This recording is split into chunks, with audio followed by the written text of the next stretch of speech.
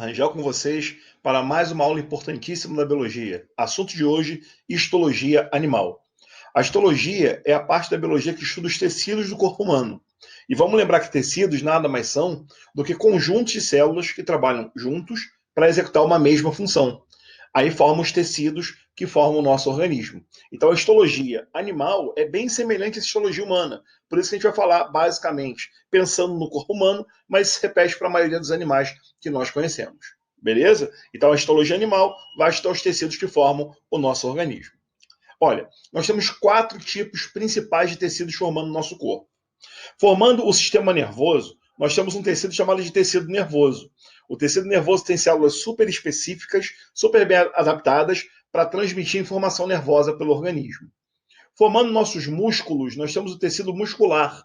O tecido muscular, basicamente, que tem capacidade de movimento, as células têm capacidade de contratibilidade, permitem que você se movimente, se desloque, mesmo que internamente. O seu coração bate, o seu intestino se move, os seus pulmões expandem e comprimem graças a movimentos. Ajudem você no deslocamento, no movimento e até mesmo na sustentação do seu organismo. Nós temos um grupo de tecidos que reveste o corpo, reveste órgãos e também acaba sendo responsável pela secreção de substâncias para o organismo. Esse é chamado de tecido epitelial. No esquema desse homem, está sendo representado aqui na pele. E o último é o tecido conjuntivo, que é o tecido mais diverso em funções. Tem várias funções diferentes. É um tecido que tem poucas células, muito espaço entre elas, e tem vários tipos de características. Formam tecidos super diferentes, como o nosso tecido ósseo, que forma nossos ossos rígidos, e como o tecido sanguíneo, que forma o nosso sangue líquido e com células bem diluídas na solução aquosa que existe no sangue. Então, repetindo, são 4 tecidos: o nervoso, o muscular, o epitelial e o conjuntivo. Nosso objetivo é ver cada tecido de uma vez. Beleza? Nessa videoaula, a intenção é começar com o tecido epitelial. O tecido epitelial ele tem como características essas que estão dentro desses quadradinhos em lilás aqui. Primeiro, as células são muito semelhantes em forma e função. Elas são bem parecidas umas das outras e têm o mesmo tipo de função, executando a função principal do tecido epitelial. As células são justapostas, ou seja, são grudadinhas, não são espaçadas, não são afastadas umas das outras, estão bem grudadas umas nas outras. Eu gosto de comparar o tecido epitelial, por exemplo, com um muro de tijolos, onde você vê que a pessoa que faz o muro coloca um tijolo do lado do outro, claro, colocando um cimento para grudar, né? Nós também temos o nosso cimento, que vai ajudar a grudar uma célula a outra, mas as células são bem juntinhas, sem espaço entre elas, sem espaço intercelular. O tecido epitelial não é vascularizado, não tem vasos sanguíneos. Então, para receber nutrientes, para receber oxigênio, junto ao tecido epitelial sempre tem um outro tecido, o tecido conjuntivo, que vamos falar numa videoaula mais à frente. O tecido conjuntivo é o tecido responsável por abastecer o epitelial de nutrientes, de oxigênio e capturar do epitelial aquilo que não presta mais, gás carbônico, excretas, sais ou água que ele não queira mais. Uma característica do tecido epitelial é que ele tem muito poucos nervos. Existe um neuroepitélio, existe um tecido contendo nervos junto ao epitélio, mas não é uma coisa tão abrangente como outros tecidos que a gente vai ver aí, tá legal? Tanto é, quando você tira algumas partes da sua pele que tem tecido só epitelial, sem nervos, não dói nada. Se a amiga ou amigo que está assistindo essa aula já fez alguma vez a cutícula da sua unha, tirou as bordas da cutícula da unha, não deve ter doído, porque nessa parte do epitelial não tem nervos. Agora, se chegou um pouquinho mais fundo e sangrou, tirou o famoso bife, tirando o tal do bife, atingiu o conjuntivo, onde o tecido nervoso está presente. Legal? Como eu falei, ele é nutrido por um tecido conjuntivo adjacente, sempre tem um tecido conjuntivo ao lado dele, que vai dar os nutrientes necessários para o tecido epitelial. Ele forma 2 tipos de tecidos principais: os que revestem nosso corpo, como por exemplo o revestimento da pele, e os de secreção, que produzem substâncias que vão ser lançadas no organismo. Exemplo, uma mamãe vai dar leite para o seu filho, leite materno no seio. Quem produz o leite materno são glândulas mamárias, formadas por tecido epitelial, que secretam o leite materno, sai por um duto, para o mamilo, para o bebê conseguir se alimentar. A origem embrionária desse tecido está nos 3 folhetos.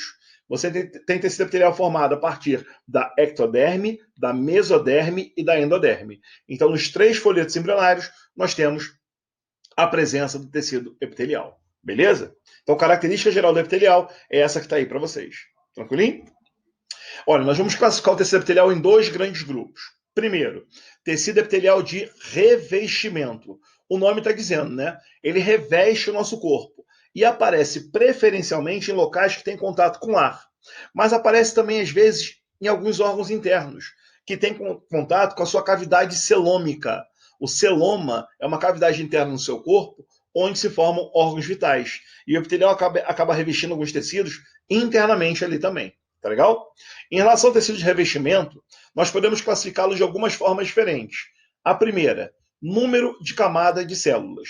De acordo com a quantidade de células que tenha, de camada de células que o tecido tenha, ele vai ser classificado em ou tecido simples, que possui uma única camada de células, ou pseudo-estratificado.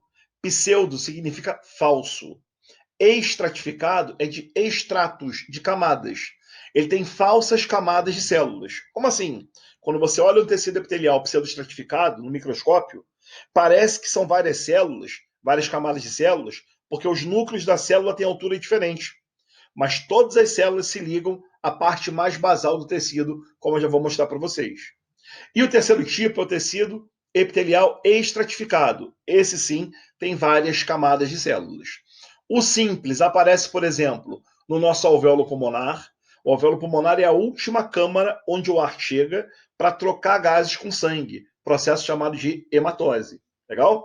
O pseudoestratificado aparece na sua traqueia, o tubão que leva ar aos pulmões, acaba ajudando a filtrar o ar que entra em você. Também eu falei ovário aqui, mas é tubo uterina, tá? Na tubo uterina vai aparecer também esse tecido. E o estratificado, ele tem várias camadas de pele, de células, aparece mais no seu revestimento externo. Aparece na sua epiderme, a camada mais externa da sua pele. Legal? Agora dá para ver um pouquinho melhor. Ó. O epitélio simples, estão vendo que todas as células tocam essa linha meio arroxeada aqui embaixo? Ela se chama lâmina basal. Essa estrutura separa o tecido epitelial acima do tecido conjuntivo abaixo. Então, essas coisinhas aqui, essas célulazinhas aqui, ó, fazem parte do epitélio simples. E logo abaixo da lâmina basal estaria o tecido conjuntivo. Aqui você está vendo que tem 2 camadas de células, uma camada embaixo e outra em cima. Então, esse epitélio já é estratificado. Agora, dá uma olhada nesse aqui de baixo. Essas bolinhas mais escuras são os núcleos celulares. E quando você olha para eles, tem um núcleo em cima, tem um núcleo embaixo, tem um núcleo no meio. Então, quando a gente olha no microscópio, parece que são várias camadas de células, mas é uma só. Porque se você olhar o desenho, todas as células tocam a tal lâmina basal. Quando eu tenho todas as células tocando a lâmina basal em uma camada única, mas com núcleos em alturas diferentes, eu tenho um tecido epitelial ou um epitélio pseudo-estratificado. Beleza? Ó, vamos mostrar para vocês aí falando das funções, né? O epitélio simples, que tem uma única camada de células, tocando a lâmina basal, e logo abaixo vem o tecido conjuntivo, ele promove na gente troca de gases, por exemplo, nos pulmões, lá nos alvéolos pulmonares, e também a absorção de nutrientes no nosso intestino. Legal? O tecido epitelial de revestimento pode ser também pseudoestratificado. Olha lá, todas as células tocam a linha verde. A linha verde é a lâmina basal. Abaixo dela está o tecido conjuntivo. Os caras meio salmão, rosinha, sei lá qual é a cor é essa, acima, todas as células tocam a linha verde. Ou seja, é um tecido epitelial com pseudoestrato, ou seja, falsos estratos. Esse tecido pseudoestratificado, ele pode ser ciliado. As células podem ter estruturas formando cílios que podem ajudar, por exemplo, a filtrar o ar que entra pela sua traqueia ou movimentos constantes que sofram os líquidos que passam pelo epidídimo. Epidídimo é aquele órgão do sistema reprodutor masculino que armazena e amadurece os espermatozoides. Quando o homem vai ejacular, precisa de alguém para fazer os caras andarem, né? A contração muscular faz e o movimento também é ajudado por cílios do tecido epitelial de revestimento pseudo-estratificado. Belezinha? E o terceiro tipo é o estratificado. Agora eu tenho várias camadas de células, uma lâmina basal, que aqui está escrito como membrana basal, e logo abaixo um tecido conjuntivo. Isso é uma célula do conjuntivo, tá? Várias camadas. Aparece, por exemplo, na nossa epiderme, protegendo a gente de estruturas externas. Olha que importante. Você pega um milkshake de bactérias, joga na tua pele, se não houver nenhuma lesão, essas bactérias não vão penetrar. Porque como as células do tecido são estratificadas, são justapostas, não passa líquido por ali.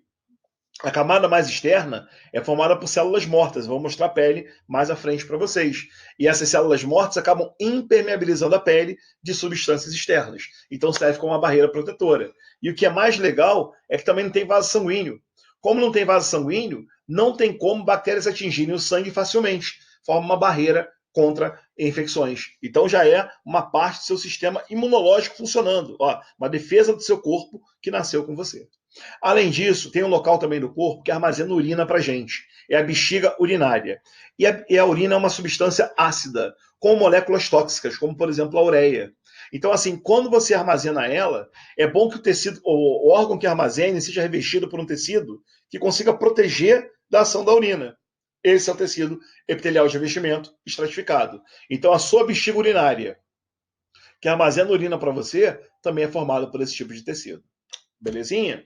Aqui estão fotos de tecidos na histologia. Você olhando no microscópio, o que você veria? Olha, aqui em cima dá para ver claramente que os núcleos estão na mesma altura, são células alongadas, né? É um tecido epitelial simples, com todos os núcleos na mesma altura, mostrando uma única camada de células.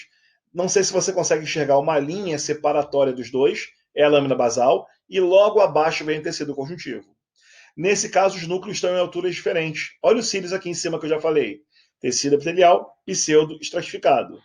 E aqui embaixo, não sei se vocês conseguem notar, mas, gente, olha a quantidade de núcleos que tem em alturas diferentes até em cima. É o tecido estratificado. Logo abaixo tem o tecido conjuntivo e entre os dois a lâmina basal. Núcleos em várias alturas, formando várias camadas de pele, tecido epitelial estratificado, de revestimento estratificado, revestindo órgãos que mereçam grande proteção, como, por exemplo, a sua pele. Legalzão? Olha, outra forma da gente classificar o tecido epitelial é pelo formato das células. Por exemplo, o alvéolo pulmonar do nosso pulmão, isso aqui é a via aérea, tá vendo? Por onde vem o ar, chegando no alvéolo. Ele tem as células bem fininhas, para facilitar a troca de substâncias entre o ar atmosférico e o sangue. Aí o epitélio é escamoso ou pavimentoso. Nas nossas glândulas sudoríparas, aquelas que causam na gente, a gente libera junto ao suor também um pouco de gordura. O nosso suor, ele não é líquido só, né? Ele é um pouquinho gordurento, porque ele é lubrificante da pele. A glândula sudorípara é formada por células cúbicas. Ó, tem formato de cubinhos, estão vendo? Por esse epitélio cúbico. Na nossa traqueia, como eu falei, existe o tecido pseudoestratificado, né? Ele está mostrando a traqueia aqui pra gente. Aqui um pedacinho da faringe, cavidade nasal também, rica em cílios, tá vendo? Células que produzem muco, tem forma de cálice, são chamadas de células caliciformes. E essas células ciliadas aqui estão presentes em tecidos que dão proteção a gente. As células são colunares, são grandes colunas, né? Tem gente que chama de célula cilíndrica também. E na mucosa da boca ou na epiderme na pele, você vê um tecido com várias camadas de células estratificado, mas a camada mais externa é achatadinha, formada por células mortas, tá? Aqui está mostrando o núcleo, mas as células são mortas e impermeáveis. Tranquilo? Aí aparecendo outros formatos de células por todo o nosso tecido. Ó. Pseudoestratificado da mucosa nasal, o pavimentoso estratificado, estratificado por várias camadas, pavimentoso por células finas, no nosso esôfago, o tubo que leva o alimento para o estômago, o epitélio cúbico simples, pequenos cubinhos, nos túbulos renais, epitélio pavimentoso simples do alvéolo pulmonar, um epitélio prismático, as células que são em formato de coluna, que nós vimos antes, por exemplo, presente no estômago, um epitélio prismático na nossa uretra, que vai liberar a urina para o meio. Então, o formato da célula também permite a classificação do tecido epitelial de revestimento. Tranquilinho? O tecido epitelial de secreção vai ficar para a próxima videoaula, então. A gente encerra aqui com o tecido epitelial de revestimento. Beleza? Valeu, galera. Tranquilão. Assista a próxima aula que fala de tecido epitelial de secreção.